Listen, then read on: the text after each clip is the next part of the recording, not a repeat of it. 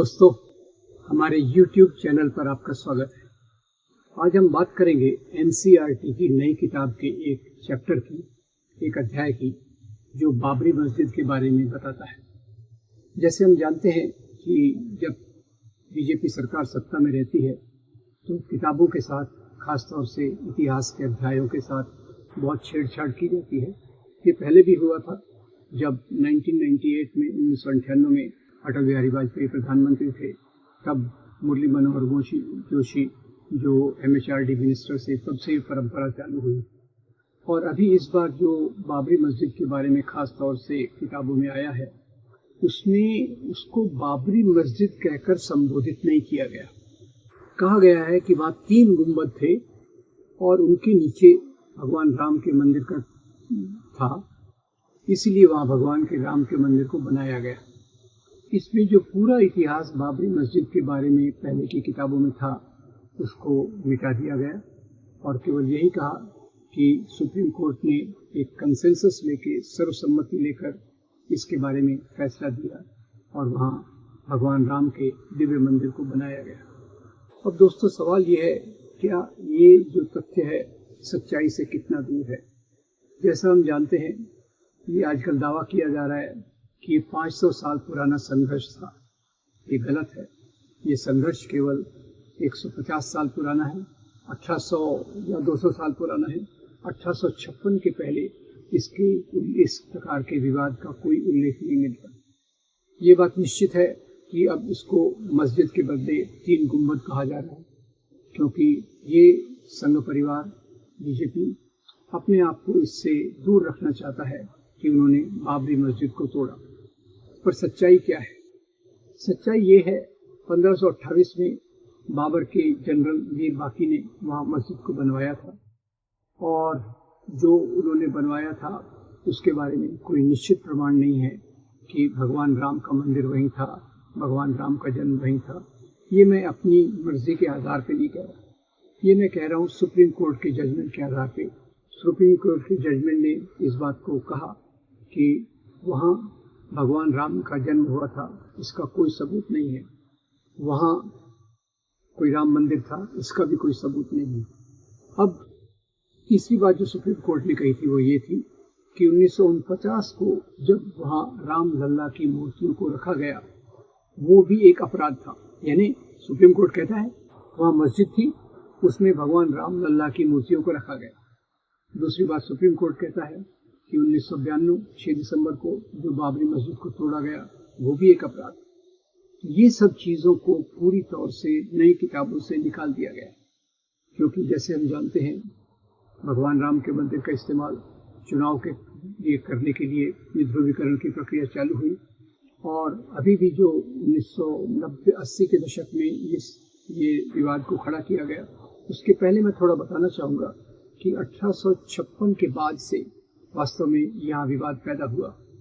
विवाद पैदा क्या हुआ कि अंग्रेजों की फूट डालो और राज करो की नीति के कारण उन्होंने इतिहास में ऐसी चीजों को डालना शुरू किया कि जिससे ये लगे कि मुसलमान राजाओं ने यहाँ के मंदिरों को तोड़ा। और अयोध्या का जो गजट लिखा गया मिसेस A.F. बेवरिज द्वारा, उन्होंने बाबरी मस्जिद का वर्णन किया और वहाँ एक फुट नोट डाल दिया बिंदी लगाकर कि शायद यहाँ पहले मंदिर रहा होगा। अब ये इसकी प्रेरणा लेकर इस प्रकार का जो प्रोपेगेंडा हुआ ब्रिटिश के द्वारा कि शायद पहले वहाँ मंदिर था, उसको लेकर वहाँ के बैरागियों ने इस मस्जिद पर हमला किया और वहाँ बाहर एक राम चबूतरा बनाया। मामला कोर्ट में गया, कोर्ट ने इस पर स्टे लाया और 1885 में जो कोर्ट में केस चल रहा था, उसमें ये जगह सुन्नी वक्फ बोर्ड के नाम पर थी। अब इसके बाद तो खैर आज़ादी के आंदोलन में इस विवाद का कोई उल्लेख नहीं मिलता, किसी ने भी इस बात को नहीं उठाया। 1885 के बाद इसका विवरण नहीं मिलता। अब उसके बाद सीधा 1880 के दशक में इसका विवरण आता है। तो ये जो अभी कहा जा रहा है कि भाई वहाँ 500 साल से विवाद चल रहा था और हम भगवान राम को लाए हैं, ये पूरा गलत है, क्योंकि पहले तो वहाँ राम लल्ला की मूर्तियों को रखा गया, एक बात। दूसरा, 1856 के पहले इसका कोई उल्लेख नहीं मिलता। तो ये उल्लेख जो 1880 के दशक में गढ़ा गया, उसमें कहा गया कि एक भगवान राम के मंदिर को तोड़कर जिस मंदिर में भगवान राम का जन्म हुआ था वहाँ एक बाबरी मस्जिद बनाई गई थी और हमें हिंदू अस्मिता को प्राप्त करने के लिए वहाँ फिर से एक मंदिर बनाना है जो भव्य होगा। अब कोर्ट ने इसका जो पहला इलाहाबाद में जो जजमेंट दिया उसमें उन्होंने कहा कि भाई लोगों की भावनाओं को देखकर हम ये फैसला देते हैं कि जमीन के 3 टुकड़े किए जाएं, एक सुन्नी वक्फ बोर्ड को, एक रामलल्ला विराजमान को और एक तीसरी हिंदू पार्टी को। वहां से कोर्ट ने भी जनता के दबाव में आके एक फैसला दे दिया जिसका आधार कानून नहीं बल्कि लोगों की श्रद्धा थी।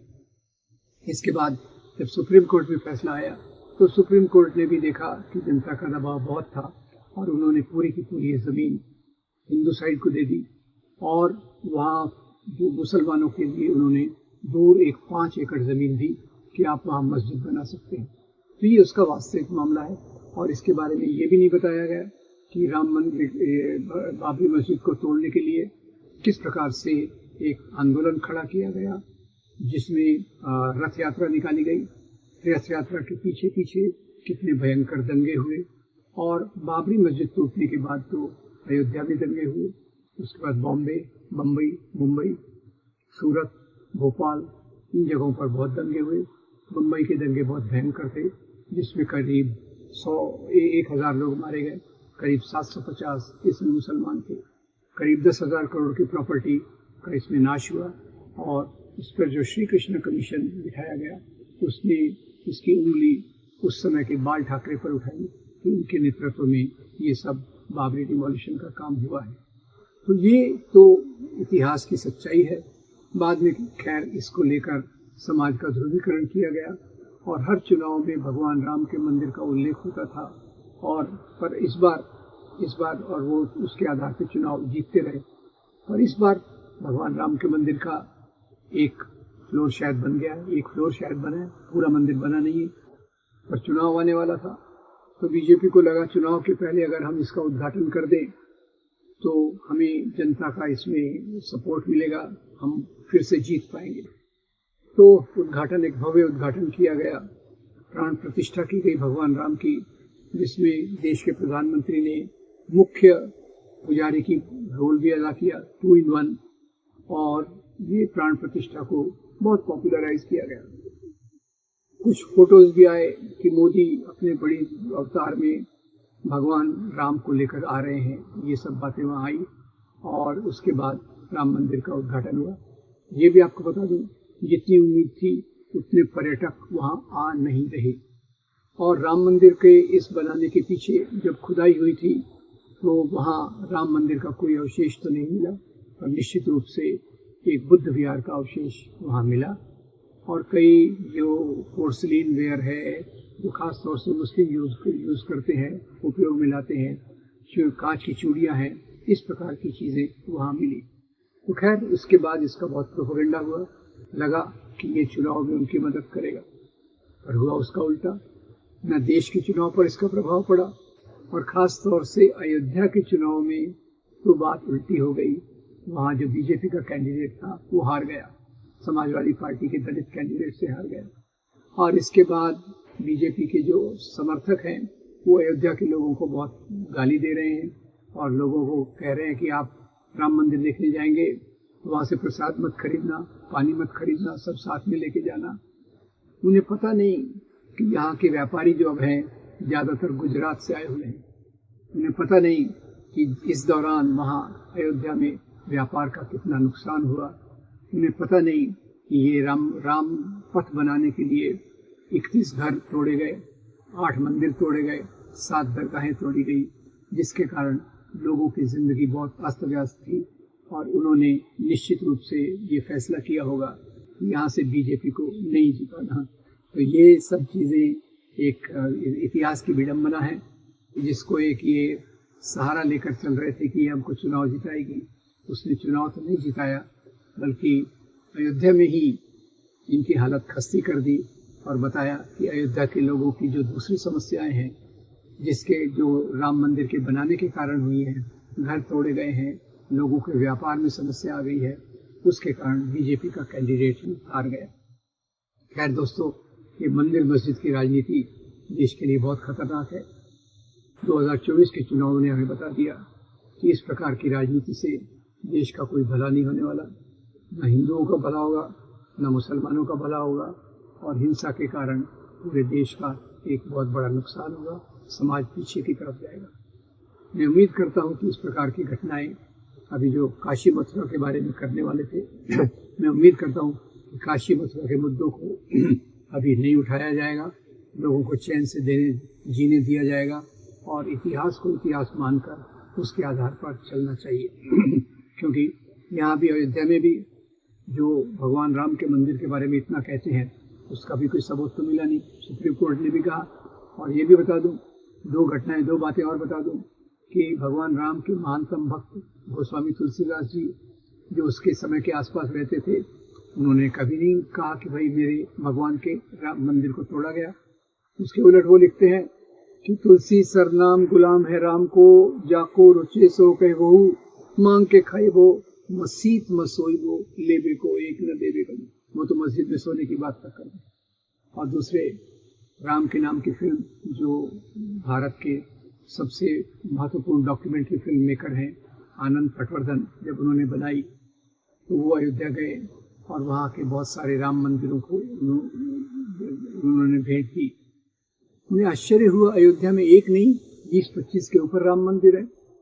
सबसे आश्चर्य ये हुआ कि उन मंदिरों के पुजारियों से जब पूछा गया कि आपके मंदिर की विशेषता क्या है, तो सब पुजारियों ने प्राय एक ही जवाब दिया कि भगवान राम का जन्म मेरे ही मंदिर में हुआ। तो खैर, ये किस प्रकार से एक मुद्दा बनाया गया और उस मुद्दे के आधार पर देश का इतना नुकसान हुआ, इतनी जाने गई, इतनी संपत्ति का नुकसान हुआ, ये एक क्लोज चैप्टर हो जाना चाहिए और किताबों में ईमानदारी से इसे प्रस्तुत करना चाहिए। एनसीईआरटी में जो इस प्रकार का प्रस्तुतिकरण है वो सच्चे इतिहास को नहीं बताता। और अभी तक वैसे तो एनसीईआरटी में जो लोग हैं अभी वो पुराने इतिहास को तो डिस्टॉर्ट कर रहे हैं, अभी के इतिहास को जो 30 साल 40 साल पहले हुआ उसको भी डिस्टॉर्ट कर रहे हैं, ताकि हिंदू राष्ट्रवाद के लोगों को एक सर्टिफिकेट मिले कि उन्होंने कोई मस्जिद नहीं गिराई थी। एनीवे दोस्तों, ये एक चैप्टर आपके सामने है, इस पर हमें सोचना चाहिए कि किस प्रकार से मंदिर मस्जिद की राजनीति देश के लिए इतनी खतरनाक होती है। तो इसको भूलकर हम आगे की बात करें, रोटी कपड़ा मकान की बात करें और दूसरी बातें करें जिससे देश की आम जनता को एक अच्छा संदेश जाए। आपका बहुत धन्यवाद। मैं उम्मीद करता हूँ आप इस वीडियो को लाइक करेंगे, शेयर करेंगे और हमारे चैनल को जरूर सब्सक्राइब करेंगे। Thank you very much.